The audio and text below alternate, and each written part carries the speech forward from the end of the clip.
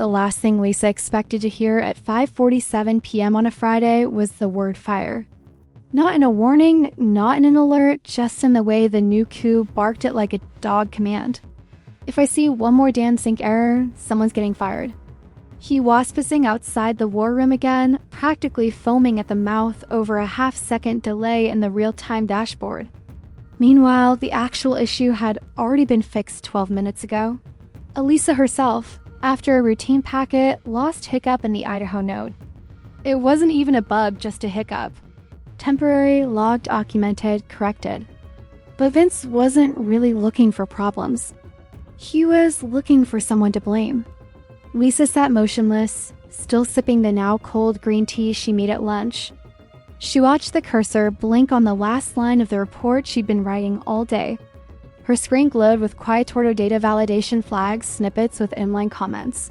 A color-coded workflow diagram that was basically an art piece.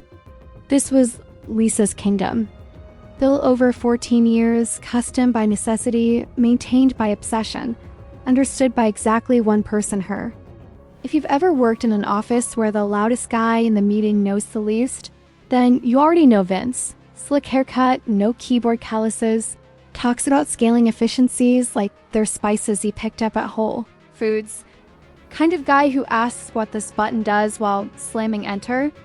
He'd been at Vase for 3 weeks and had already fired 2 department leads, merged 3 teams without informing HR, and outsourced IT ticket triage to a chatbot that once diagnosed a server outage, a SAN emotional boundary issue.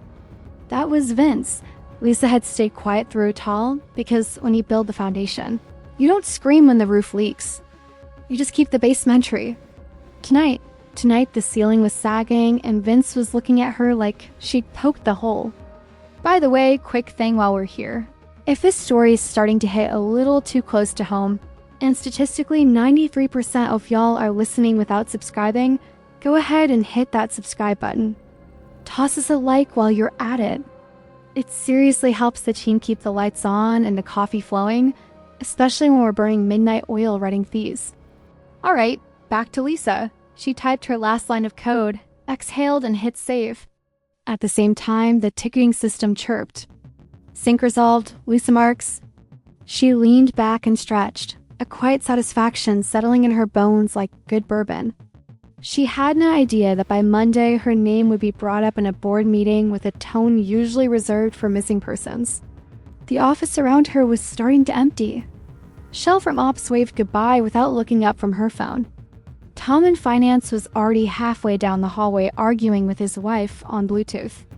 The only sound left was the soft clatter of Lisa's keyboard as she annotated the final status update in the system log like a surgeon closing the last stitch.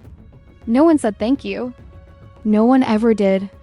Her fixes didn't explode like fireworks. They just worked. That was Lisa's gift. She made the complex invisible. Kept the fragile gears of a bloated, over-engineered logistics system turning so seamlessly that the people upstairs it was all magic, or worse, automated. She packed up her things slowly, methodically, wiped her desk, shut down her terminal the correct way. No yanking cords, no reckless closures. She paused for a moment, glancing at the corner of her screen where the CPU usage graph idled at perfect 3%. Her system was stable, clean, safe. Behind that elegant hum was an ecosystem of patches, dependencies, and nested fail-safes, some going back 9 years. One of those fail-safes blinked gently in the background, invisible to everyone but her. A heartbeat she built long ago. A fail-safe for the fail-safe, buried under 3 layers of permissions. It wasn't destructive, just selective. A dead man's switch. She once joked to her therapist, if the wrong person pulled the plug, the system would keep humming, but it would stop listening. Lisa smiled faintly. She didn't expect to need it, not yet. She grabbed her bag, nodded once at her monitor, like a silent goodbye, and headed for the elevator. Vince was still barking orders on his headset. Something about manual overrides and reducing latency. Hadn't see her. Didn't know he just walked past the one person keeping the entire back end from turning interdigital oatmeal. Issa stepped out into the parking lot as the first drops of rain started to fall. She didn't run, just flipped her hood up and walked to her car, calm as a monk. She didn't know yet what was coming, but part of her, some deep locked-away part, hoped they'd push her too far. She was tired of being the ghost in the machine. She had just sat down with a lukewarm cup of vending machine coffee and was halfway through correcting a mislabeled fulfillment tag when it happened and didn't knock, didn't clear his throat, didn't even lower his voice. He came in like a Manuel mistook his reflection for God's approval, waving a stack of printed arrow logs like they were divorce papers. "Explain this," he barked, slanting the papers on her desk with the grace of a toddler flipping a Monopoly board. Lisa blinked once. The logs are from yesterday.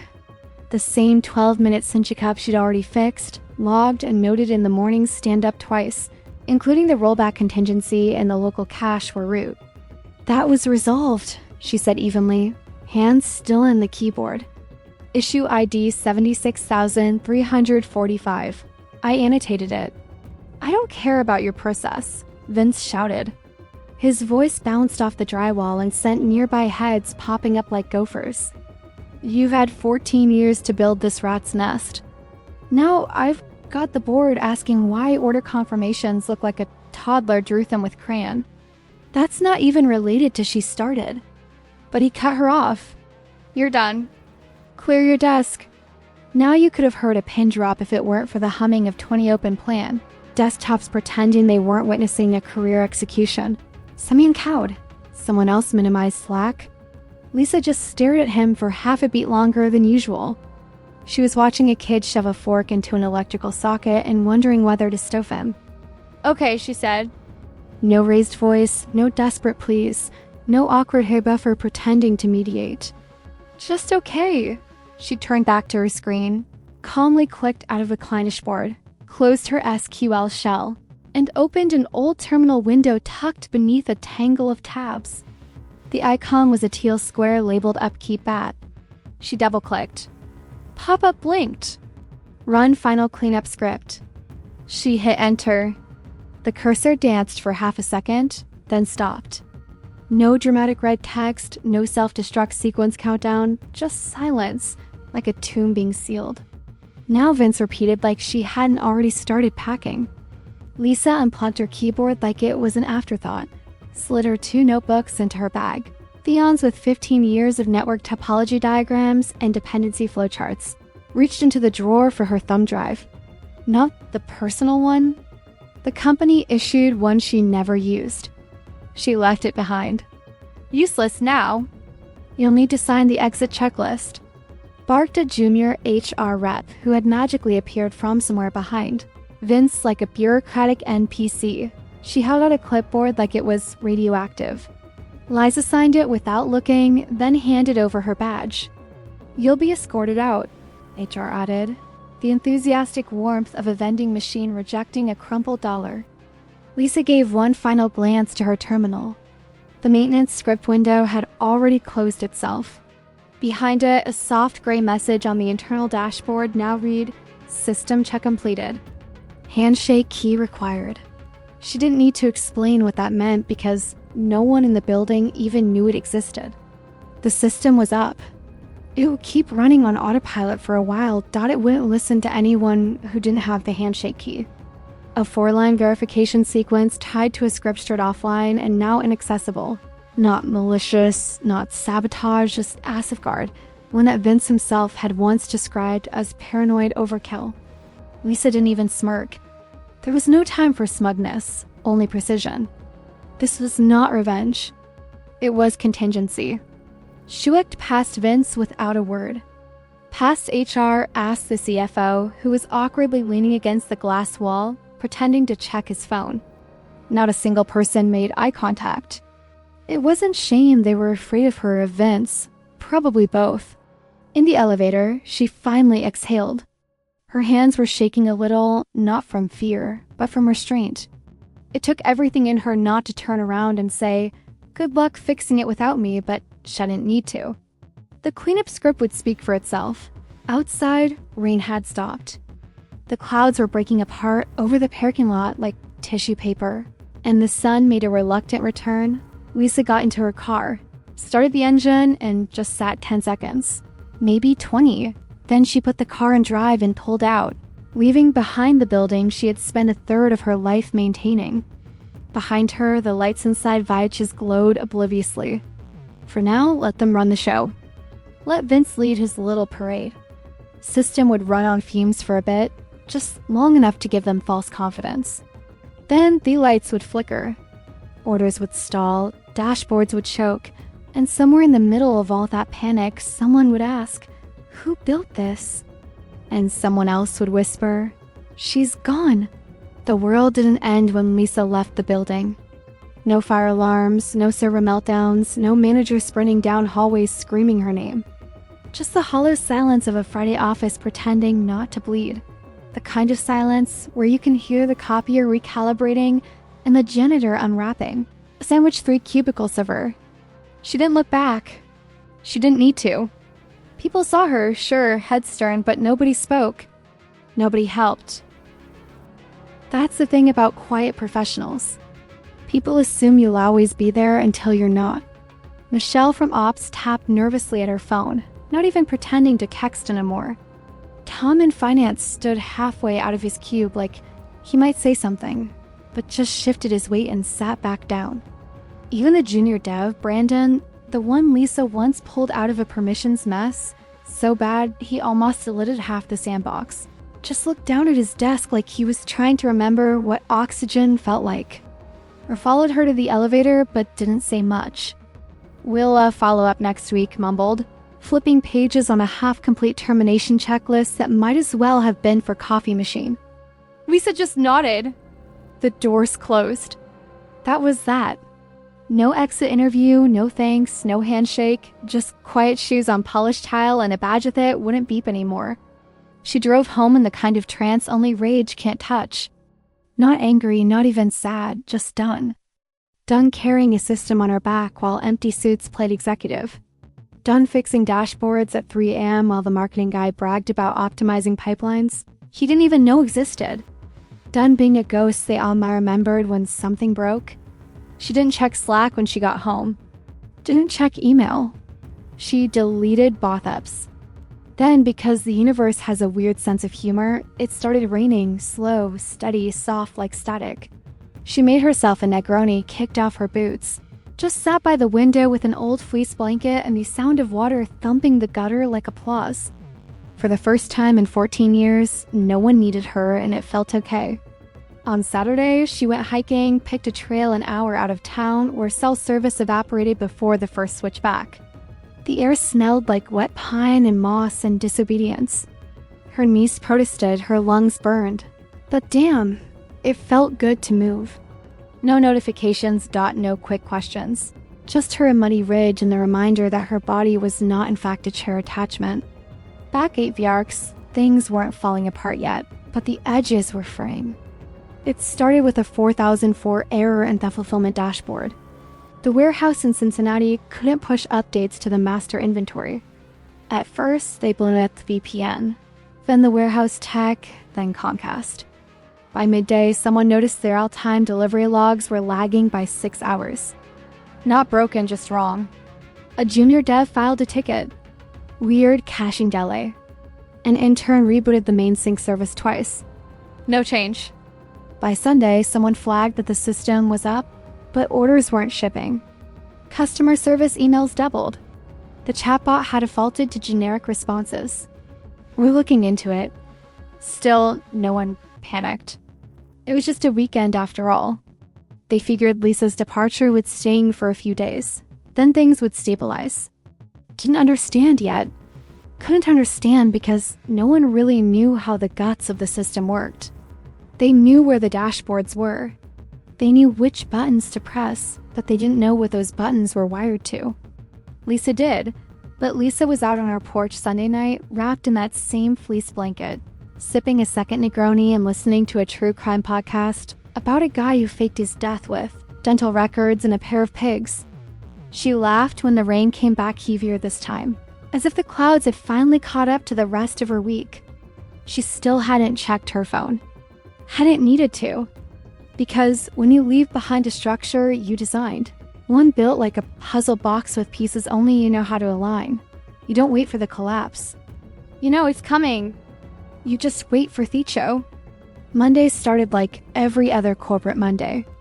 Too many emails, too much coffee, and not enough answers. At Vay Solutions, things were already unraveling before the first K-Cup was finished brewing. At 7:42 a.m., the Phoenix warehouse reported a failed inventory update. The request pinged the server, but nothing changed in the dashboard. A second sync attempt triggered a lockout. At 7:44, Dallas filed the same ticket. By 803, fulfillment requests across 4 distribution centers were queuing without processing. No errors, no alerts, a silence like shouting into a padded room. The system looked fine, no blinking red lights. No fatal error messages, but nothing was moving like a heart with perfect rhythm and no blood flow. Vince stormed in around 8:20, already scowling. He'd gotten a text from a board member asking why the weekend numbers didn't update on their mobile dashboard. He assumed it was the buy team's fault, or maybe the cloud vendor or Mercury being in retrograde. Truth, Lisa's protocol had kicked in around midnight Sunday. The system was up, but it required a proprietary handshake key for real-time updates. A tiny authentication protocol buried under 2 levels of abstraction. Nothing would fail visibly. It would all appear to work, just slower, less accurate, more haunted. And haunted it was. The CTO, of course, was still in Aruba, trying to kiteboard and ignoring Slack like it owed him money. Left Vince with 3 junior devs, a DevOps contractor in Romania who only worked nights, and a half-dozen platform specialists who could navigate a dashboard, but wouldn't know a system log if it punched them in the neck. Vince, red-faced and sweating through his button-up, slammed his palms on the glass table in the war room. Fix it. I don't care how. Fix what, sir? Asked Brandon, the junior who once thought a WS stood for another weird script. All of it. It's growled. Get orders moving, Gagan. We've already got 6 complaints from priority clients, and I've got legal asking why we're out of SLA range. Should we reboot the sync server? Another dev offered. Sure, Vince barked. Reboot everything. So they did, and it made things worse. Orders that were queued mid-process got scrambled. Partial shipments were marked complete. Inventory counts reset. Warehouse in Spokane accidentally triggered a return cycle for 1,400 units of outdoor generators in August. Support tickets quadrupled. The chatbot defaulted to level 1 escalation and began forwarding every customer complaint to a shared inbox that no one had checked since January. And Lisa was on her couch in pajama pants, flipping through an old photo album she hadn't touched in years. She didn't know what the weather was doing, care. Her phone was upside down on the counter set to do not disturb. Her inbox had 42 unread messages. She hadn't read a single one. A part of her wanted to check to see the chaos, but that would have been indulgent. Lisa wasn't here for vengeance. She was here for peace. If they were smart, they'd figure it out, but she knew better. At 10:13 a.m., a director from logistics tried to manually override the routing script to force a sync. System asked for the handshake key. He assumed it was a new security measure. He opened a ticket with it. At 10:45, a panicked warehouse manager flagged that dozens of shipment labels weren't scanning. They were printing with placeholder codes, values that shouldn't even exist, unless the system thought it was running in test mode. At 11:12, Vince was yelling into a call with procurement. No, don't know why it's saying we owe them 6 pallets of patio furniture from 2021. That's a glitch. We're working on it. At 12:30 p.m., someone finally remembered Lisa. Well, she built the architecture, said a voice in the room. Vince didn't flinch. She's gone. By 1:15, the board was briefed. Estimated revenue impact per hour, $500,000.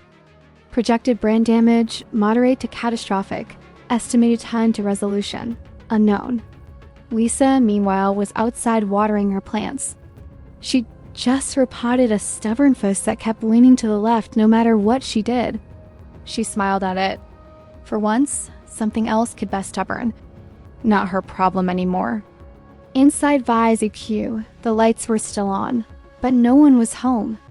By Tuesday morning, Vi's solutions had bled roughly $6 million into the void, and the bleeding wasn't slowing down. Finance flagged it around 6:12 a.m. The overnight. Reports showed inventory write-offs with no receipts, return requests on fulfilled orders, and a peculiar $800,000 discrepancy in shipping reconciliations. One of the controllers triple-checked the audit trail, squinted at the logs, and said, "This doesn't make sense. It's not broken. It's just wrong." By 7 a.m., the SUI call logs were filled with screaming. Priority clients were calling hourly when Fortune 100 partner threatened to invoke breach of contract clauses if order integrity wasn't trusted within 24 hours. A retail distributor in Nevada had canceled 12 weeks of warehouse pickups, citing suspicious data anomalies and inability to trust V's routing tables. A logistics vendor sent a formal letter through counsel, one that used the phrase gross negligence and system continuity. The term lawsuit was no longer hypothetical and meanwhile had done what HR would later describe as an agitated extended monologue cycle. Heck kept repeating the same lines over and over in meetings. "We're close. It's just a sync loop. Someone will fix it." No one added. By 8:42 a.m., the head of sales finally asked the question that had been hovering, like a ghost in the server room. "Wait, Lisa built the logistics brain? Has anyone asked her to come back?" Silence. Someone dropped a glass in a marble floor. Vince snapped his pen in half and said, "She's gone. We're not crawling back to her." The room stayed quiet. No one argued, not out loud. But something shifted. An invisible technocrat under the surface of leadership. For the first time, the people in that war room realized Vince wasn't looking for solutions. He was protecting his pride. Brandon, the junior dev, opened Slack in a separate tab and typed out a message, deleted it, then retyped it, then deleted it again. Eventually, he just sent Lisa a text. "Did you do something?" Lisa was in a hammock in her backyard, barefoot, drinking coffee that didn't come from a break room pod machine. The fuss beside her was leaning Gagan, but she let it. Her phone buzzed. She looked at the message, tilted her head, and smiled like someone watching a cat discover a mirror. She tapped out a reply, winking face. She didn't send a long explanation. Didn't gloat. Just let the emoji hang in the air like a riddle in a locked room. Back at Vi, Brandon read the reply and turned pale. Hadn't say a word, just quietly opened a folder he hadn't touched in a year. A training doc Lisa had once left on the shared drive, labeled Read Me First, full of network diagrams, flow logic, a section titled Emergency Sync Recovery, if all else fails. It was 10 pages of gibberish to him. Meticulous, beautiful and script gibberish. He closed the file and swallowed hard. By 10 a.m., warehouse errors were compounding. Fulfillment queues were skipping orders at random. International shipments were duplicating SKS and mislabeling customs values. FedEx flagged a batch of outbound orders as suspected fraudulent metadata. Chatbot was now sending canned replies that started with, "We're experiencing unexpected awesomeness. Please hold." A script Lisa had written 2 years ago as a joke. Apparently, no one ever updated it, and the board, they'd stopped emailing. They were now scheduling calls. Lisa's name came up one of them. Not as an employee, not even as a scapegoat, as the architect, the one they lost, the one they needed. And still, Vince doubled down. "We're not calling her." Snapped again, pacing like a caged hyena. Shellifed. "She burned that bridge," or someone whispered. "You set it on fire," and handed her the matches. But Vince didn't know that part or pretended not to. Lisa was still in her hammock at noon. She was halfway through a mystery novel and considering whether to make grilled cheese or tacos for lunch. Her phone buzzed again. A voicemail this time, from a number she didn't recognize. She didn't listen to it, didn't need to. Gravity was working just fine. By Wednesday morning, the Viarch's executive suite was running on caffeine panic, and the kind of desperate optimism usually found in gambling addicts right before their final hand. The system still wasn't down per se. It was up technically functional. But every single output it touched was wrong. Misaligned, corrupted by omission, and worst of all, there was no obvious cause. No error logs, no smoking gun, only silence. Shipping queues were now processing at 11% efficiency. Clients were bailing, refunds were hemorrhaging. Finance updated the projected losses to $17.8 million by end of week. And the CTO, still wine-burned from Aruba, had just texted LOL before boarding a plane back to the States. He knew better than to get involved now. It was officially a career-ending firestorm. Vince did the thing execs always do when they finally admit they're out of their depth. He threw money at it. Big money. He called in a digital logistics integrity specialist from New York, some consultant with a text bio, a six-figure retainer, and a LinkedIn profile that read like it had been written by ChatGPT on a Red Bull bender. Name was Ezra, wore loafers with no socks, and carried a laptop that probably cost more than most employees' monthly rent. Said things like Signal Fidelity and Logic Stacks before lunch. He arrived at 10:30 a.m., plugged into the system, cracked his knuckles, and went to work in silence while the entire suite hovered like kids waiting for a magician to pull a rabbit out of their burning office building. 15 minutes passed. No words, 30 minutes. Ezra frowned once, then smirked. At 45 minutes, he finally spoke. Okay, Hesed, sitting back. This isn't broken. It's leaned forward. Sorry.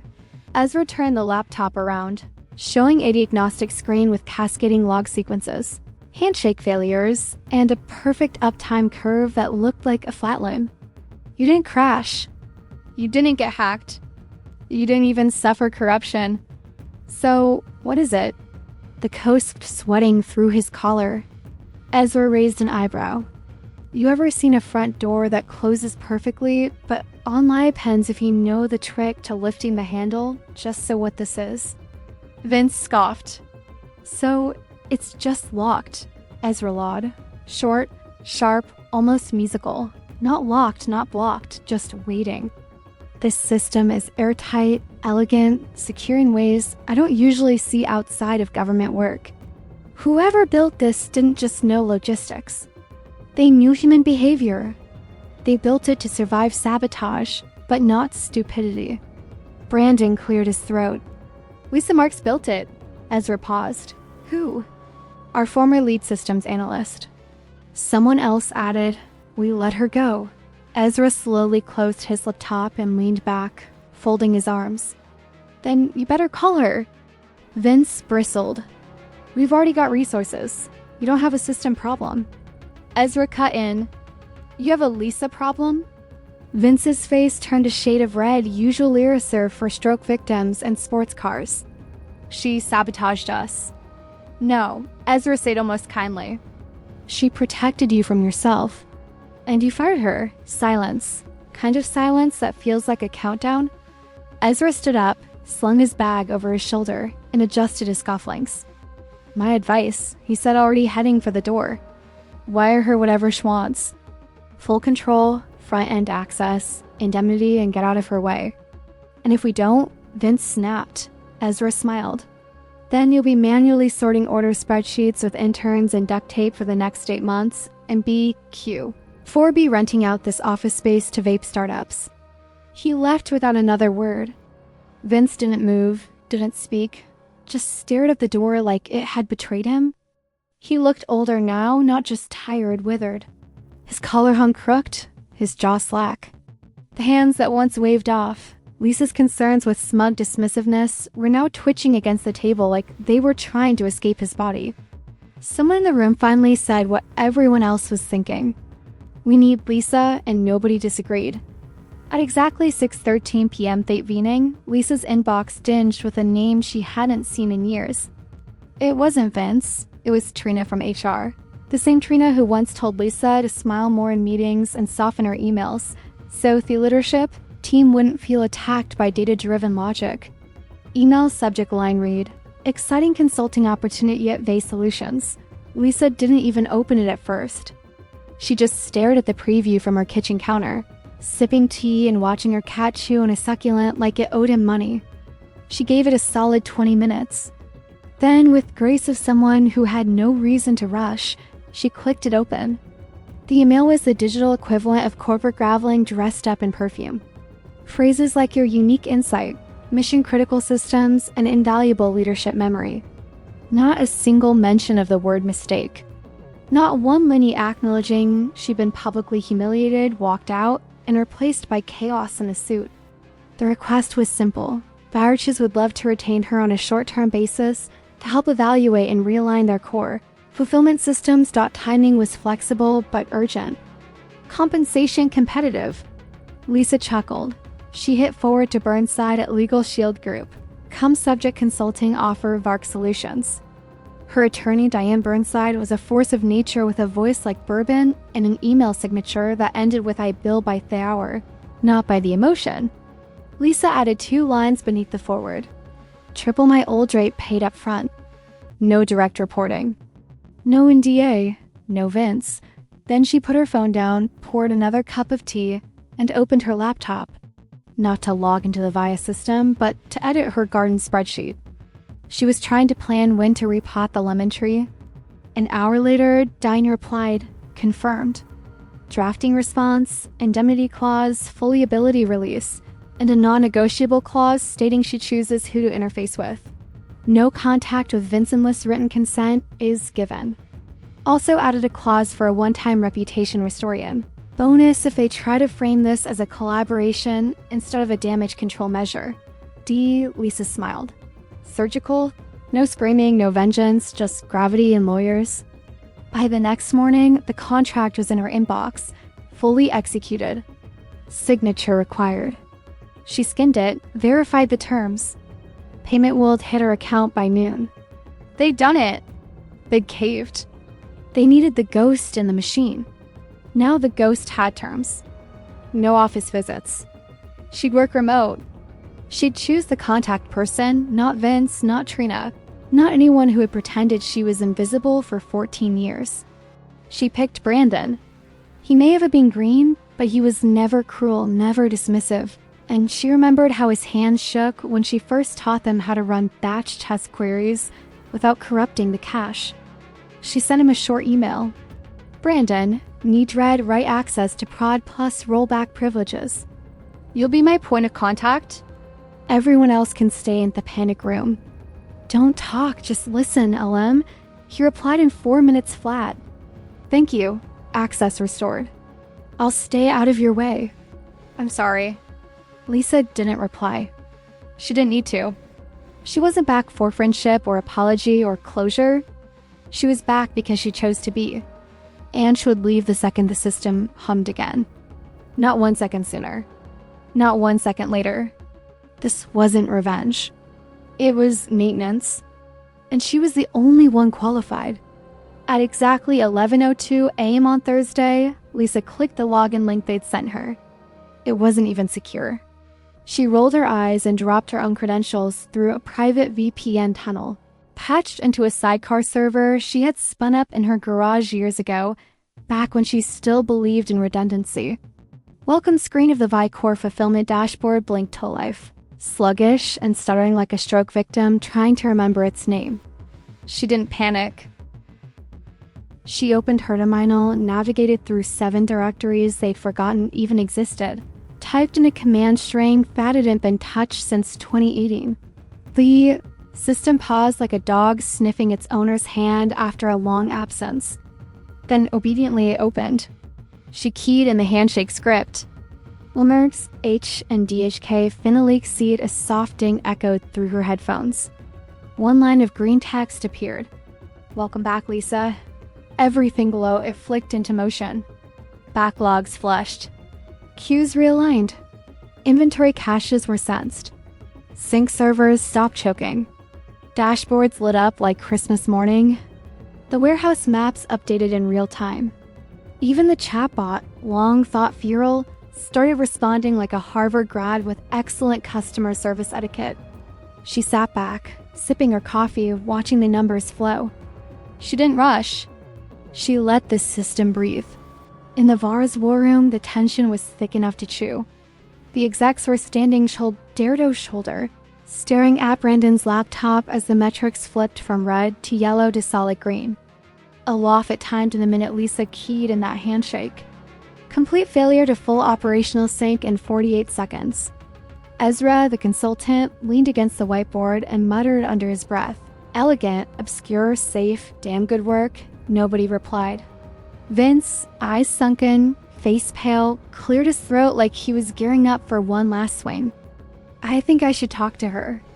Clear the air. Brandon looked up from his keyboard and blinked. She said, "Notto. She's a contractor now. She doesn't make the rules." Brandon turned the screen toward him. Lisa's Slack profile had only one message under her name. I do now. Vince looked like someone had just hit him with a rolled-up NDA. His jaw worked silently, trying to summon a word that didn't sound like surrender. None came. Ezra, still smiling faintly, just nodded toward the door. You've got nothing to say, she wants to hear. By noon, the systems had fully stabilized. Finance confirmed that automated billing resumed. Dashboards reflected accurate inventory. The chatbot even issued a public apology to one of the major vendors. We apologize for the recent confusion. Your patience during our transition was deeply appreciated. Lisa had written that canned phrase 7 years ago for an outage they never had until now. HR filed her contractor paperwork with a bright red priority flag. They waived the background check, waived the onboarding video, waived everything. Final payment hit her account at 12:42 p.m., $87,000 upfront. Lisa never responded. She just watched the green bars hold steady. The system purring like a well-fed panther. A few of the newer devs were messaging her private Slack channel now. Little thank yous, Eric emojis, even a cat gift or two. She ignored them all. Not out of spite, out of focus. Her work wasn't done yet. She still had to make sure it was idiot-proof, which at Vire was a higher bar than usual. Back at HQ, Vince stood in the hallway alone outside the war room. His tie hung limp. His collar had wilted. He looked like a man who'd spent 20 years pretending to know things and had finally been asked to prove it. Lisa never saw him. She never had to. Her system spoke louder than he ever did. The wire hit her account at 1:18 p.m. Lisa didn't check it right away. She already knew it was coming. Moment the last fulfillment node came back on Linian, the dashboard settled into stable green. She knew the money would follow. It was never about the cash. It was about the acknowledgement, and that came the second the war room fell silent.